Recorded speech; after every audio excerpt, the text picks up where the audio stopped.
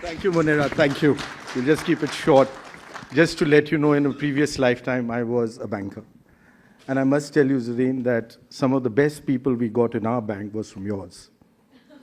Now you would want to know where my bank was Citigroup, even though we said that we were the best. But that was many lifetimes ago. Thank you, and it was a pleasure hearing Mr. Bansal. I think that was great. I'll tell you what I'll do. We're talking about the future of India now. And I'll have about 15 minutes. Is that okay, Sanjeev? Which is what you've given me. Let me first tell you what I do so you'll have an idea where I'm coming in from.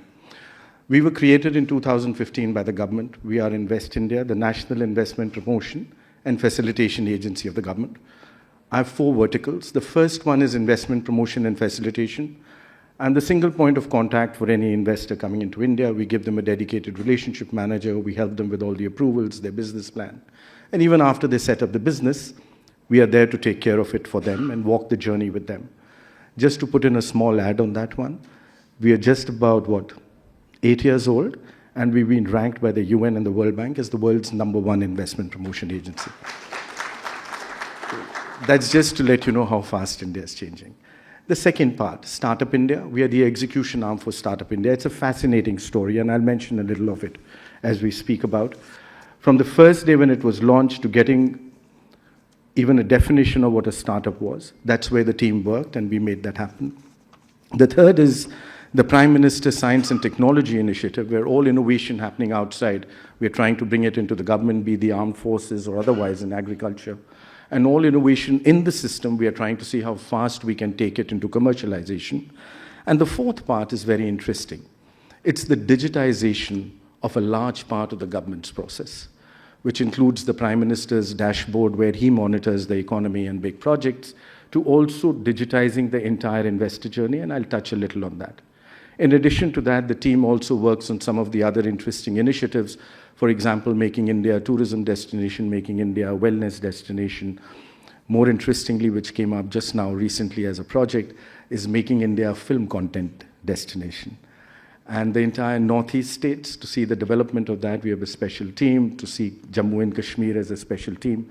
By the way, my team is about today 454. We started with 3. Average age of the team, if you keep me out of it, is 29. It rises stupendously if you add me to it. But each one is IIT, IIM, Ivy League. They're all banking, finance, investment banking. They've come back globally. Each one in that team has taken a pay cut from 7 to 93% to build a new India. Now with that, let me just step back and share with you what I'm seeing. You've heard a lot about the huge digitization change which is happening in India, and to my mind, that's one of the biggest things which for the first time in our history has created that sense of democratization in India. And that's for all of you who are with us in this hall and outside. Let me start with a sentence. This is the most unprecedented transformation in human history of the free world. The most unprecedented transformation in the history of the free world is what India is going through today. And I know it's a strong statement, and I'll back it up with a few numbers and where my thought is coming from. And I say that both in terms of the scale at which this change is happening and the pace at which this change is happening. But before I come to that, let me tell you why this is happening. I believe in that circle of life, that Lion King, Elton John song. I think that's one of my favorite ones. And I think that is our time, our circle of life has come in. And I'm not even taking you back to 1750, when a quarter of the world's GDP was from India. What is happening in India today? And guys, just step back. Forget your prejudices for a minute. Just think of it as what is happening as an experiment in human history. For the first time in my history of 5,000 years, all my 3 pillars of change, which is of every society and any society, social, economic, and political, are going through a rapid transformation all at the same point of time, creating that singularity of that transformation and disruption. Let me start with it. And since I told you I work on the set of investors, let me start with you on my numbers of FDI. The total FDI I've received in my history from 1947 has been about 950 odd billion dollars. 532 of them has come in the past 90 months. 532. Let me tell you more. It's come from 162 countries. It's a global record. Remember, FDI is not just about that dollar coming in. FDI is about trust. FDI is about the world's trust in you, in your future, in your leadership, in your opportunity, in your entrepreneurship, and your ability to partner with them and to deliver on their faith and trust in you. 162. And let me tell you, for 8 consecutive years from 2015, we set up a new FDI record for ourselves every year. Even in the midst of the lockdown in 2022, the most unprecedented lockdown in human history, you received your highest ever FDI of $83.5 billion. Highest ever. Let me tell you the second part of your FDI. It's come across 61 sectors, a global record. The breadth of opportunity which India presents today is unprecedented. No other country in the world has got an FDI across 61 sectors, and that number is increasing. Remember, I told you the most unprecedented transformation? It's just started. And let me tell you the third part to that, to me, which is the most gratifying. It's come in 31 states and union territories of India. The new engine of India, the new growth of India is bottom up. The new growth of India is inclusive. The new growth of India is not just the 7 big cities of this country, but every small little town, which for the first time in my history is a part of my entire growth process, where they can participate and they can partake from it. And let me tell you the other last part of my FDI. 93% of that number came in the open route. That means it did not require any special approvals. I remain one of the most open economies on the planet, with the private sector and the global partner having the ability to play a role and partner with me in each and every sector of my economy, be it defense or be it any other. Let me take you to a top block to that. I'm at GDP today of 3.5 trillion. Am I right, Zareen? Close to that number.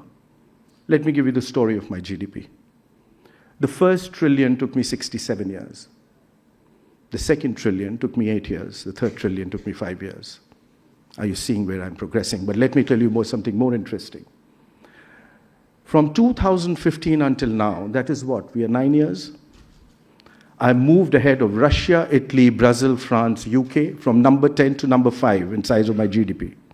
I'm knocking at Germany. By the end of this year or early next year, I become number 4.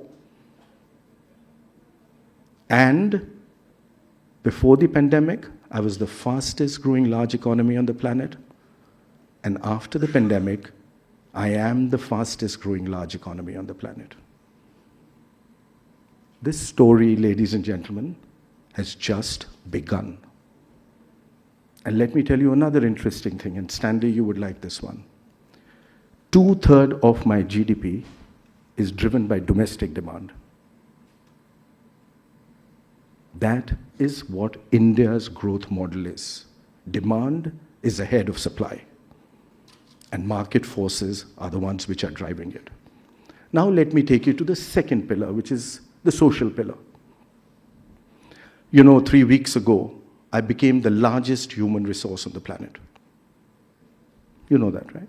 Close to about 1.4 billion human resources. Let me tell you more interesting. 1 billion of those are under the age of 35. My average age is the same as my team at Invest India, 29. I'm the youngest on the planet all the way up to 2070. Just think about it. Now you're seeing what is propelling that engine of growth. And there's a BCG study that every Indian born in 2000 plus would spend about $240,000 in each their lifetime. Multiply that by 1.6 billion. That is what I will be on 15th August 2047. This is the size of my market. And guys, this has only just begun. And let me take you to my third pillar, which is politics. And you would agree with me that all these three work together when you talk about a huge manifestation of change which happens in any country. And remember, I was telling you about the circle of life. My last election, 2019, 960 million plus registered voters, of which close to 600 million actually cast their franchise. 1 million polling booths, repolling in just about 217 of them, only because of inclement weather. The largest celebration and the most complex exercise on the planet is executed to a sigma 6x. But let me tell you what is interesting in that part of my pillar. Of that 600 odd million, which actually cast their franchise, Zareen, close to 90 million of them were first-time voters. This first-time voter, and see the influence which the first-time voter can have on this one. This is aspirational India. Each one of them has the same desire, the same faith, the same ability, and the same aspiration as anyone in Singapore, London, New York. This is the generation which is driving this transformation, and this is the generation which has brought about a central change where good economics today is the center of good politics. That is driving this change. Now let me take you very quickly to a few more points on the scale and pace which I promised to you. You've heard a lot about digitization. Mr. Koshi is here. He's completely disrupting India and the world. We heard Mr. Bansal what is happening. Let me give you an idea. July 2015 is when the Honorable Prime Minister launched Digital India. We are what, 90 months away from that? 16, 17, 18, 19, 20, 21, 22, 22 and a half, 8.5 years, 90 months, 100 months. On that day when he launched, my ranking in global ranking on per capita data consumption was 122 or 123. Do you want to take a guess what it was last year? In February. You were number 1 in the world. You consumed more per capita mobile data than the US and China put together. And let me tell you, there was a mention of that when Mr. Bansal mentioned last year, 41% of the world's real-time transactions happened in India. 41%. You did 48 billion transactions. China was number 2, 18 billion. Stanley, you're doing the Google just to check on that. Please do it and let me know. And I must tell you, we did 48 billion in 2021. In 22 October, we did 8.4. You see the run rate? You see the pace at which this juggernaut is changing, the scale at which it is changing. Let me give you one more instance. Startup India. And that was close to my heart. We launched it on 16 January 2016. The Prime Minister launched it. 84 months. In 84 months, and when we launched it, we had 452 registered startups with us. And I remember when we were just walking down the podium, the press had asked that, when will you think you are a successful startup nation? And I had said, the day an Indian mother is willing to give her daughter in marriage to a young startup. This was about a change of mindset. This was about creating a new movement. In a period of 84 months, you are number 3 in the world in number of unicorns, you are number 2 in the world in number of startups, you are number 1 in the world with new startups adding every day. In fact, in 2021, you added a unicorn every 29 days. In 2022, you added a unicorn every 9 days. In the third quarter of last year, you added more unicorns than any other country in the world. The story of startups is not just about the story of a change. The story of startup in India is a story about entrepreneurship. It's a story about my new generation, but most importantly, it is the story about the ability to access that amazing opportunity in India. You know, until now, we always remember, I remember when I was in Citigroup, every year, just to get some more budget and to get some more, those days there used to be huge cross-border exposure risks. Take you back to the 80s and 90s. We always used to put up the big India slide and everybody used to tell us, listen, when are we going to see those numbers?